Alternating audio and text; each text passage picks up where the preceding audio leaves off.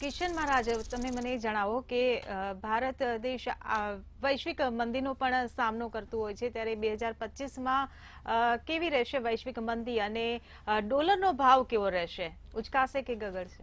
જે રીતે અત્યારે આપણે વૈશ્વિક રીતે જોવા જઈએ તો ભારત આયાત નિકાસમાં ખૂબ આગળ રહેશે.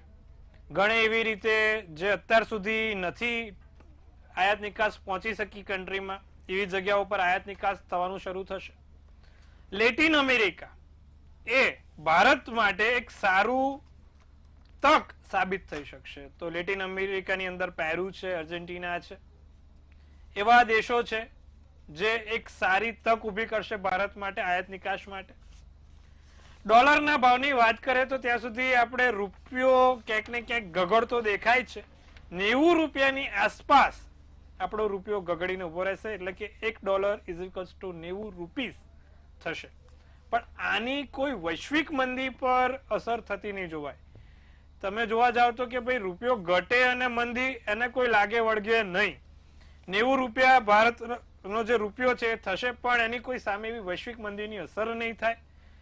સાથે અત્યારે તમે જોવા જાવ તો જે રીતે આયાત નિકાસ ઇમ્પોર્ટ એક્સપોર્ટનું જે ચલણ વધી રહ્યું છે એ ખૂબ સારી રીતે, અને ફાર્મા ક્ષેત્ર પર જે મેડિકલ ક્ષેત્રમાં છે તેમાં એક અલગ સ્તરીય પર મજબૂત થશે.